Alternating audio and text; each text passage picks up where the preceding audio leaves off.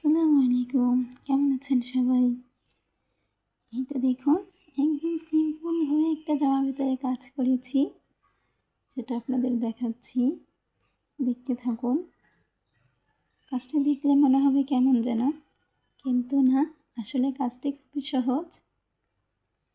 এই যে বললাম, আমি সবসময় একটু সিম্পল করার চেষ্টা করি, যাতে যার ভালো লাগবে সে যাতে কাজটা বাচ্চাদের জন্য, নিজেদের জন্য করতে পারে। এই তো দেখুন, 5-6 বছরের বাচ্চাদের জন্য কাজ করলাম। আপনাদের কাছে কেমন লাগবে আমি সঠিক জানি না, তবে আমার কাছে মনে হয় সিম্পলের মধ্যে ভালোই লাগবে। আশা করি আপনাদেরও ভালো লাগবে। কাজটি দেখতে থাকুন আমি কীভাবে করেছি। যারা পারেন তারা তো অবশ্যই অনেক সুন্দর করে করতে পারবেন। এই তো, যারা পারেন না বা হাতের কাজের শখ তাদের জন্য বলছি, একদম সহজ কাজগুলি।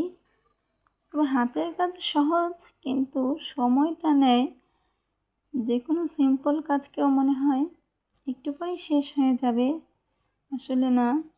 হাতের কাজ এমন একটা কাজ যেটা শেষই হতে চায় না, শেষ হবেই তো শেষ হবে ভেবেই শেষই হয় না।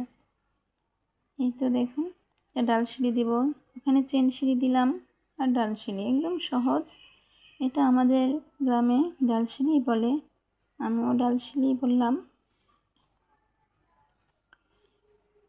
ডাল সিঁড়ি দেব, আর এখানে চেন সিঁড়িটাকে একটু কয়েকবার ঘুরিয়ে নিলেই ওই সিঁড়িটা হয়ে যাবে। যে কোনো কাজই আমি দেখি আমার কাছে ভালো লাগে।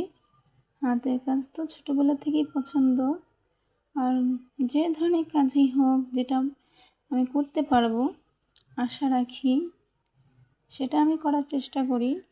জানি না কতটুকু পারি, তবে ওই শখটা দিয়ে আমি নিজে ইচ্ছে করে নিজের জন্যই বানাতে পারি।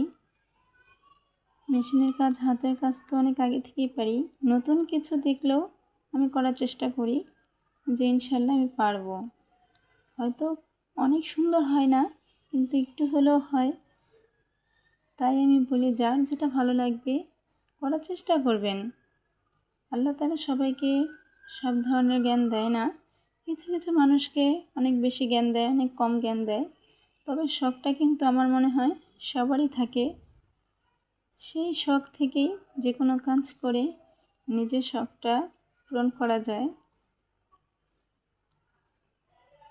কিন্তু আমি এভাবেই কাজগুলি করি নিই, যেটা ভালো লাগে মনে চায় ওখানে একটু করার চেষ্টা করি। আসলে আমি কোনো প্রফেশনাল নই, আমি ওই যে বললাম ভালো লাগে বিধায় কাজগুলি করি। আমার অনেক পছন্দের কাজ, যেটাই হোক হাতের কাজ বলতেই আমার অনেক পছন্দ, আমি সেটা করারই চেষ্টা করি। হয়তো এখন ফুলটা দিয়ে নেব, ছোটোভাবে ফুলটা দেব।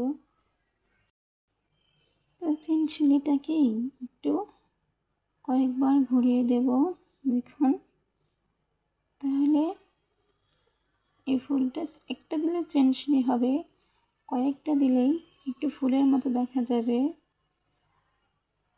আমি তো বললাম হাতের কাজগুলি এরকমই, যেভাবে করেন না কেন সে ডিজাইনই হয়ে যায়। তো এখন এটাকে আবার একটু সুন্দর করার জন্য আমি একটু পুঁতি লাগিয়ে নেব, আপনারা দেখতে থাকুন।